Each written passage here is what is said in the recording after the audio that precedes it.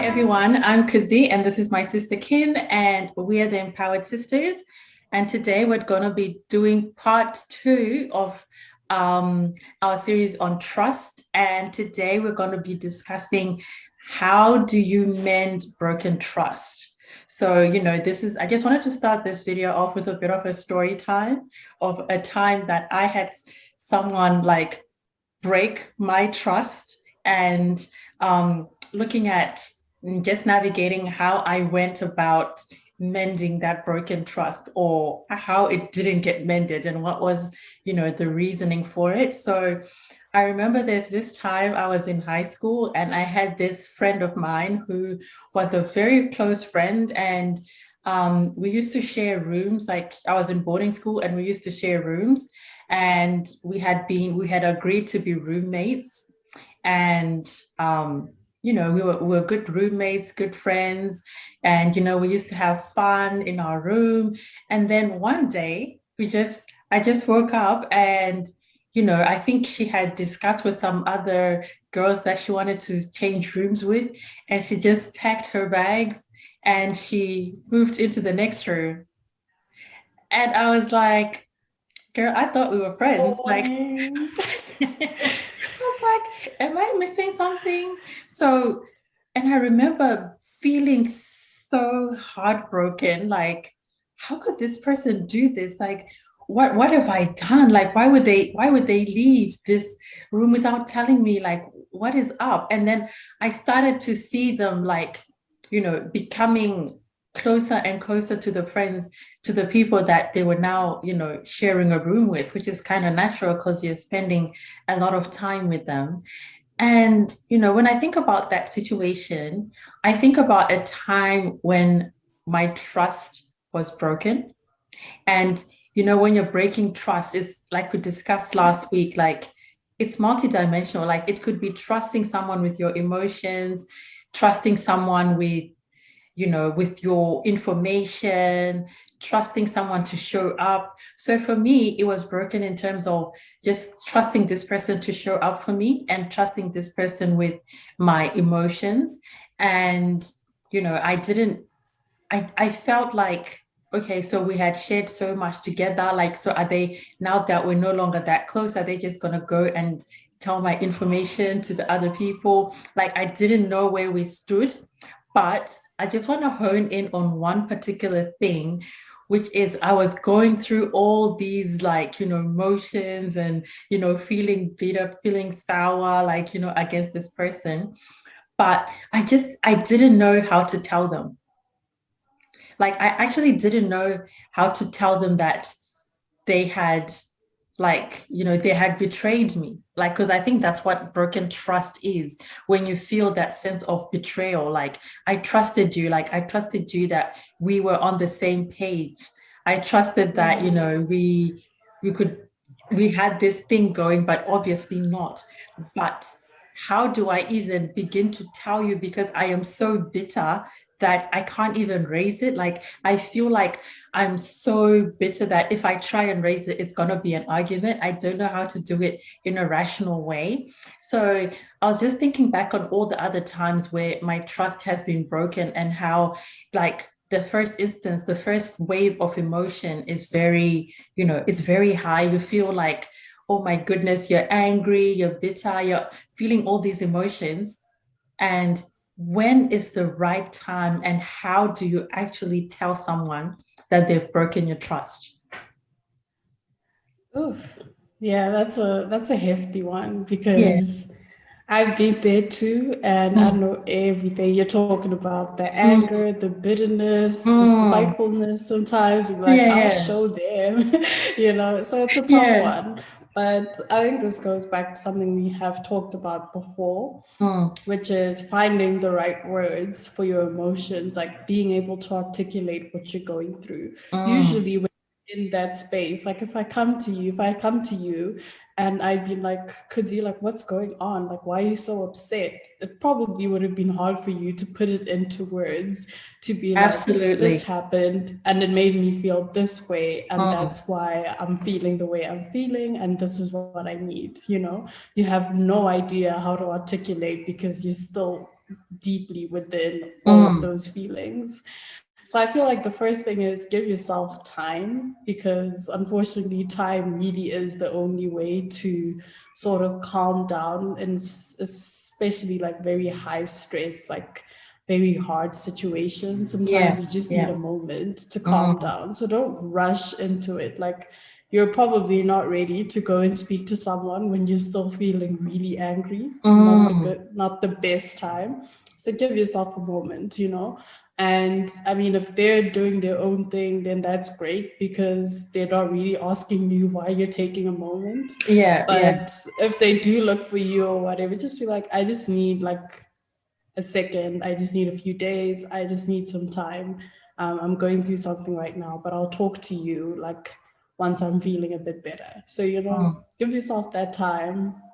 The second part, well, then you actually need to have the conversation, which is hard because in situations like this, or in most situations where trust is broken, both people have their reasons for feeling how they feel, and both Mm. people like have this opinion that so I wasn't wrong, and that's hard, because it's like you hurt me, but that person doesn't feel like they did anything wrong. So like, Mm. how do we mend fences?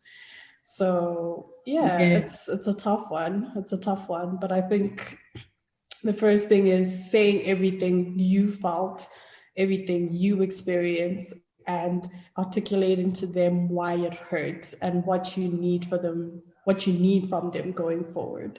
Mm. So I think it's about communication. And I think the best way to communicate when there's any sort of conflict, whether it's one sided or two sided, is to articulate your feelings specifically. The Mm. minute you start speaking for someone else, or you start making assumptions on their behalf, like for example, if you went to that friend and you said, I just felt like you're totally disrespecting me. You never loved me. You never really Mm. cared for the bond we had. You, right? The minute Mm. you go into that space of you did this, you did Mm. that, Mm. you sort of lost the plot entirely, because they're going to hear themselves being attacked and they're going to be like, right, so I need to defend myself. And Mm. then they're going to get really defensive about all the behaviors they took. And then you're going to feel like they're not acknowledging your hurt. And then the Mm. whole thing just breaks down entirely, right? Yeah, So yeah. it's all about how you articulate like what you went through. So talk about your experience, what you felt, what went wrong on your side. Don't speak on them, or on what you thought they were doing or how you thought they felt. You can never really know these things. So just speak on you entirely, Mm. and then And get the conversation started. yeah, and the reason I use this example is I think it's like a safe one to explore because it's kind of like a many years ago, and I can really now that Yeah. I've had the time, because there are other situations where I haven't had the luxury of time to really go through it and debrief and see the full picture. But because it's been Mm, such a long time since this happened, I can now laugh about it and look at it objectively and say, oh, you know what? Maybe this was happening. Like I can actually have a conversation, like it's not that deep. But I think most of the times, like I totally agree with a conversation needs to be had. And then one of the barriers is sometimes when you're feeling that way, when you're feeling so wronged, when you're feeling so betrayed, one of the things that goes is thinking that that person doesn't trust, like I don't trust them with my emotions. So I'm feeling so raw and mm, vulnerable and I'm feeling so hurt. And can I actually trust to go to them and tell them exactly how I'm feeling? Because I feel like when you communicate how you're feeling, especially if it's like negative, like, you're feeling very raw emotions, you really need to be able to trust that that person is going to respect how you're feeling and not dismiss it. Because one of the things that enrages people even more is when you go to someone and say, look, this is how you made me feel. And they just brush it off like, come on, it was like, it was just a room. Like, who cares? Like, when you're in that space of you have hurt me, like it's even harder to communicate. Like it's even harder to communicate and to see if, like, especially if you're expecting, because the other thing is when your trust has been broken and you want to communicate, usually you have an expectation of the response to say, if I'm going to come to you and say you hurt my feelings, if I'm going to come to you and say you betrayed me, I expect you to acknowledge what you did, or I at least expect you to ask me questions to like, oh, like, that wasn't my intention. Like, how, or, oh, this is not what was really happening. Like, I don't expect you to dismiss how I'm feeling. So that's the other thing. Like, how do you really like if you're feeling that way, if you're feeling like I'm not really trusting you with my emotions right now, I don't know how you're going to act. How do I then come to you with exactly what I'm feeling and kind of like lay it out? Like how do I navigate that? Yeah, you actually raised a really good point because the whole conversation thing, it Mm, works when you have a rapport with each other. So like, mm, there's certain people where you feel like I can come to you and talk to you, right? Because like mm, we've talked about stuff before. I know that we can have that sort of conversation and move on. yeah. And be, like you said, you need to be able to trust that they're actually gonna take all of what you're saying and like acknowledge it and not just Mm, try to be dismissive because of whatever they're going through on the side. So it is tricky, very mm, tricky. mm, In terms of like what to do then, I feel like sometimes maybe I skip the step. Like before you have that conversation, ask yourself if this person is going to be receptive to this conversation, because yeah. let's face it, you can't have that conversation with everyone. As sad Yeah. as it is, you just Yeah. can't. Some Yeah. people will just never hear you. You'll speak and speak, but they'll just like not get the point of what you're trying to say. So Mm, like maybe if you know you don't have the best rapport with that person, especially when it comes to trickier situations, take a mm, step back and try to be objective and be like, do I really think this person will handle this kind of conversation well? And will I really be able to get what I'm trying to get out of it if I approach mm, them with this? You know, yeah. and then if the answer is no, then you may be shifting from healing within a relationship to healing personally, so that you don't carry that over into other relationships. So Yeah. it's a tricky balance. Yeah. It's a really tricky balance because depending on what the betrayal was, it can be really hard to both finding that healing personally so that you can trust other people again with that sort of information slash emotion. Mm, So yeah, yeah. it's And you know what? While tricky. while you were talking, I just thought of something. Like I once heard like this thing that when your house is burning, I'm not sure if you've heard it. Like if someone sets your house on fire, the first thing you should do is not run after the person and say, "Hey, you set my house on fire." The first thing you should do is to try and like stop the fire and stop it from spreading, stop it from causing even more damage. So I think that's how it applies even to us when we've been hurt. It's like someone has set our house on fire and we have to make that decision. Do I go after the person who set my house on fire and let my house continue burning? Or am I actually going to let them run for a little bit? Like, even if I don't catch them, let them go. What's important is to salvage whatever is left and to minimize the damage that is already happening to my house. So, what I've learned, like looking back at that situation, now that I'm way older, I just said to myself, you know what? I think at that particular time, what I did is I actually ran after the person who had set my house on fire. And the way I did it is I didn't go and confront them physically and say, hey, you've hurt me. But in my mind, I made it all about them. Like they're such a bad person. Like, how could you do this? Like, what kind of a person are you? Like, we had this thing, we had these agreements, this and this and this, and then you move in with people that I don't even like. Like, I'm not even gonna come visit you because I'm making it so much about them. And my house continued to be on fire and fire, and burning, burning, burning.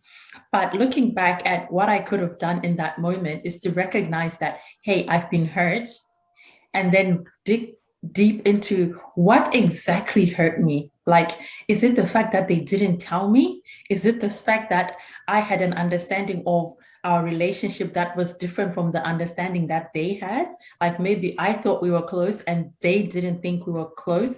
And did I maybe push myself too much on this person? And, they didn't even like they didn't see the friendship that way. Like I should have done a little bit of debrief and try and calm myself down and say, and usually when we get hurt, it's other things are being set alight.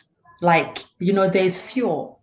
If someone sets your house on fire and it goes boom, there is fuel in that house to make that bang. So I think right then at that moment, I had a lot of fuel in my house. I had I had a lot of things that allowed the fire to rage. And those things were like, the fear of rejection, having had situations where I felt rejected and having those unresolved, and then have this situation with this friend's betrayal is triggering those senses of betrayal. And it's not only what she has done that is making me like get on fire, it's all the other things that it has brought up.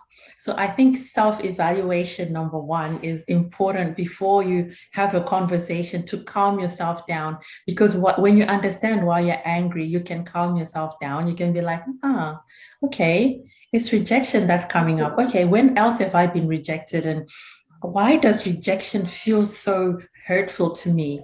Or maybe because I was once rejected by someone who's really close to me and that really hurt me and I couldn't have that conversation and I just let that settle. And now that anyone who gives me any type of rejection, it just lights that and it just uncovers that previous wound. So understanding yourself is, for me, what I've learned looking back at situations where I have felt betrayed and loss of trust is, you know, that. And with this particular situation, I made a song about them. I called them names in my head. Like I just gave them the silent treatment and that was it, because it was just too raw for me to deal with. And I think I've done similar things in years where I'm like, I just go after the person and it just gets too much that I don't actually resolve it. So I think if you actually go back within, evaluate what has been triggered within me, you deal with yourself first and calm yourself and know what your triggers are, then you're in a safer space to go and have that conversation, like you said at the beginning. And then after you've had that conversation, how do you regain the trust? Like, what are some of the things? What I wanted to hear from you is, what are some of the things do you think like are signs that, okay, I can rebuild trust with you? What are some of the actions that should happen from the person who broke the trust in the first place for you to be able to trust them again? Oh, yes. So I think it starts with accountability. Like we've Mm, already raised this before, but I cannot say it enough. mm, Whether you're the person who wronged someone or you've been wronged, I think everything we all seek is accountability. And mm, sometimes you can't undo a certain action. So let's say I took your very nice dress without asking you for it, and then I ripped mm, it down the middle, right? I can't undo the fact that your dress is ruined. Like mm. that's done, but I can be accountable for it. I can be Yeah. like, yes, I know what I did was wrong, and if I'm being honest, I knew it was wrong at the time, but I was selfish and I took it anyway. Mm. And now that has now impacted you in this hugely negative light, and I feel so remorseful, and I take full responsibility for that action, you know? So it Mm. starts there. Say what you did and own it, right? Because that's something we all Yes. struggle with. Like Yeah. if someone comes to you and they're like, okay, this wasn't cool, the first thing you want to do is defend yourself. Like owning Yes. yourself takes a whole lot of maturity, a whole lot of growth. So you need Mm. to psych yourself up and just be like, okay, look, firstly, I was wrong for that. Like it Yes. just needs to be said. It needs to be said out loud so that everyone knows that we're on the same page with that. Yeah. Because the problem is if you're defensive the whole time, then the other person never really knows if you felt true remorse, if you really Mm, felt that what you did was a bad thing and that it hurt them. And whether or not it was your intention, you still have to acknowledge that you hurt them mm, because it's happened, right? We can't undo that. We just need to first deal with that. So I mm. say start with accountability, own your part in what you did. It's seldom ever a one-sided thing. So just be careful of being very righteous in the moment because you've probably done things to them that maybe pushed them away a bit. So, everyone acknowledge their bit, and that's a great starting point. And Mm, then, secondly, if you're the person who's wronged someone, it's as simple as asking them, what do you need from me? Right. And then respecting that. So that person might be like, hey, I think for me, it would really help if you replace my dress because I wore that dress to every I function. love So that. Mm, yeah. And if that's what they need and you really want to mend fences, be like, yeah, sure. We can go shopping together this weekend and then I'll get you something you really like, similar to that dress, so that mm, hopefully at least that inconvenience is not there anymore. So, that's a yeah. start. It's not like buying something new is going to fix everything, but you're showing them you're committed to the process, right? Because you Mm, asked what they needed, they told you, and you followed through with it.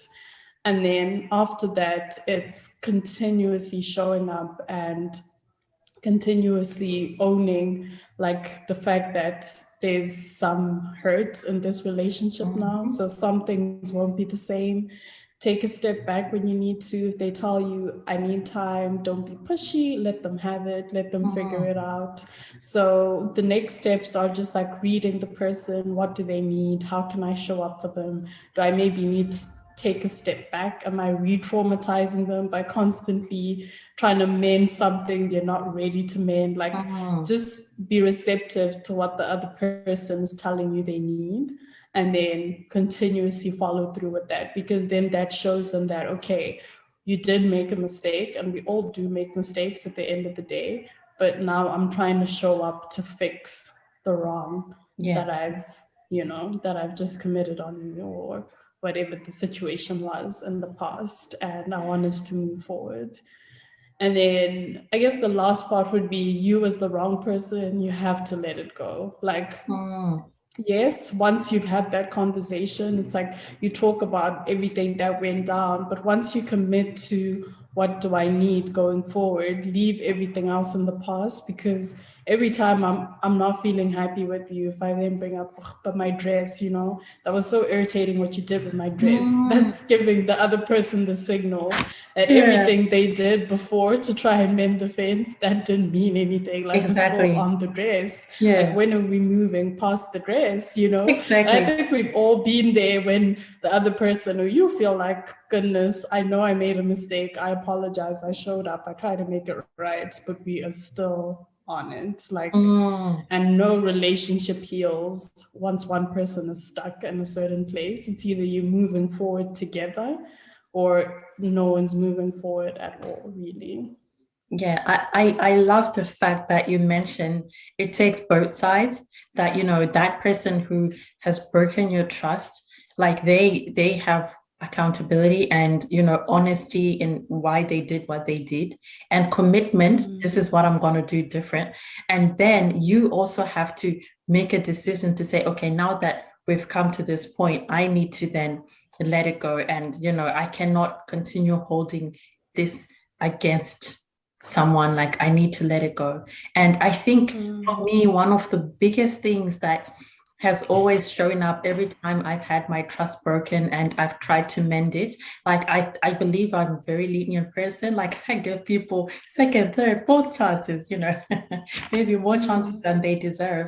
But the thing is, the best apology or the best acknowledgement, I feel, is change of behavior.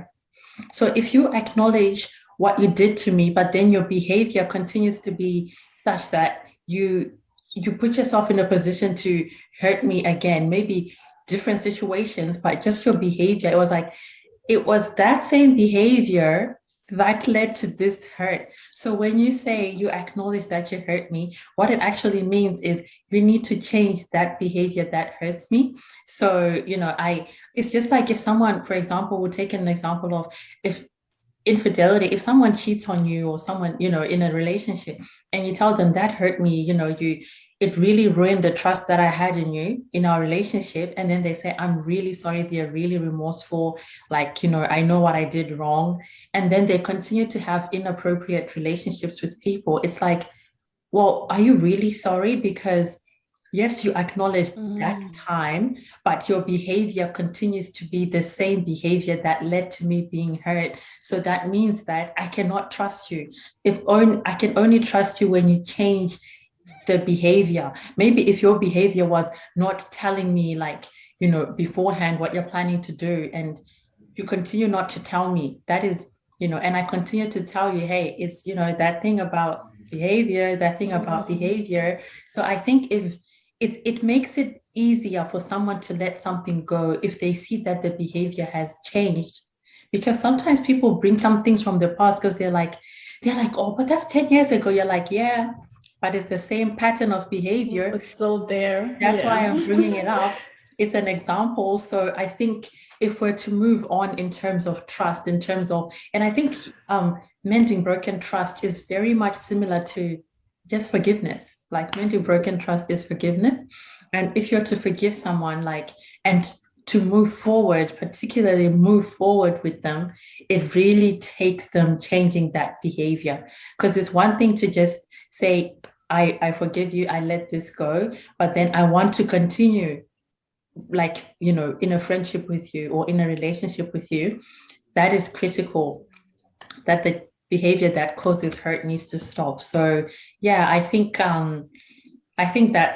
that's what are those are the key things, like, first, like you said, Yeah. like communicate, like first deal with your house that's on fire, calm yourself down, get to the root cause of why you're hurting, then communicate to the other person, this is what you did. Then the other person needs to acknowledge, be honest, if they know why they did what they did. Oh yeah, I'm sorry, I did this because of blah blah blah. Make a commitment not to repeat that behavior, and not only make it, then stop that, change the behavior to be opposite of, Mm. what was causing the hurt. And I think if those things exist, then trust can be mended, and relationships can continue.